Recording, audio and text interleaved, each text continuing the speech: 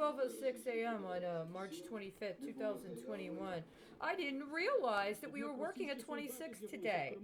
Yesterday was 25. Before midnight's a little different. On the East Coast, I'm sure it's different indeed. But tomorrow's 27, so I gotta prevent against being unjewed again. So let me see what I can do here. I got this thing here. You ever heard of this? Oh dear. You ever heard of this thing? Anybody ever heard of this? Anybody? Anybody? You ever heard of it? What the hell is a fucking megaport? They wrote reports, there was legislation, there's even appropriations, but they did this thing where they appropriated it, and then they got all these other countries to commit to doing things, and then the countries started to do things because it was supposed to be some sort of global commitment, and America got a couple of, I don't know, smaller nations to actually follow through. And then after they followed through, all of a sudden, what happened? America just decided, you know what, we're not going to do that. We're going to do this other thing instead. And they never followed through.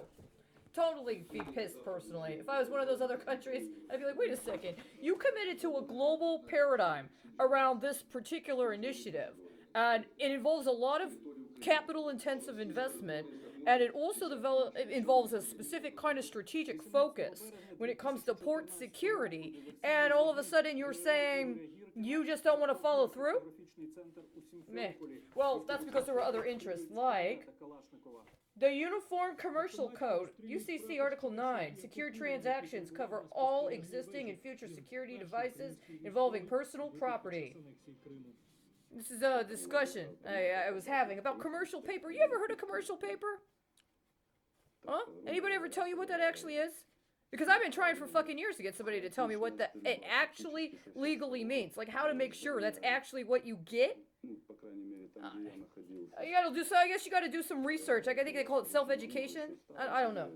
Here we go. Uniform reporting of UCC. Paragraph numbers have been reserved in the Secure Transactions Guide to provide uniform reporting of sections of the Uniform Commercial Code for all of the states enacting it. These numbers begin with paragraph 651. The Article 9 provisions begin at paragraph 801. The 1998 revised Article 9 provisions are all designated with an R before the paragraph number to reflect their revised status. The revised Article 9 provisions begin at Article R701. Other pertinent sections of the UCC appear in the Uniform Commercial Code, Selected Provisions Division, and in the Article 2A Leases Division, both in this volume. Why is this important? I gotta tell you, I got this problem. I'm obsessed.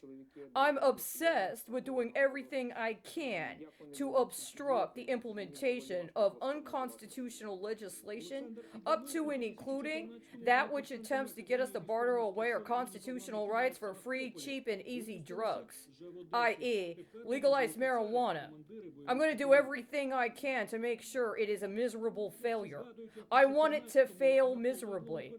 I want it to be such a crushing, defeating, miserable failure that it literally is going to compel certain members of Congress to resign. They're gonna have to resign because of how miserably they fail. They're gonna have to resign before they're brought up on criminal charges. This is how miserably I want their 420 initiative to fail. And thanks to the Uniform Commercial Code, and these various revisions, I have all the ammunition I need. I don't think I'm supposed to say ammunition, am I? Probably sounds wrong. I shouldn't say ammunition.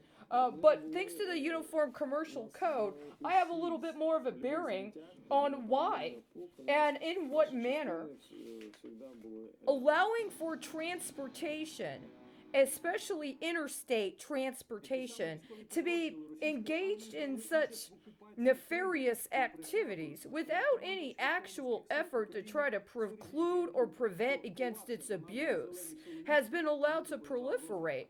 Why? Well, because by and large, interstate transportation in this country involves what? Most countries. What do you got? You got trains. You got motor vehicles. And if you need to deal with something, well, where do you send a train car? Or where do you send a vehicle if there's something that needs to happen in order to get it repaired? Well, you're going to send it to the mechanic, right? You're going to send it somewhere, garage. Yeah, see, that's the situation. They wanted to talk about towage, right? Well, what does it mean if the car's been impounded and it's been kept for a while? That's not what they were talking about. What they were talking about was something different, wasn't it? Yeah, I know, they don't ever tell you anything directly. It's like they're speaking, what's this, Ukrainian? I don't even know. I mean, they don't tell you. Yeah, they won't tell you what the original language is that's underwriting whatever it is you're doing. Because they don't want you to actually understand the actual risk you're dealing with, especially if you have every intention of misrepresenting what you're doing, right?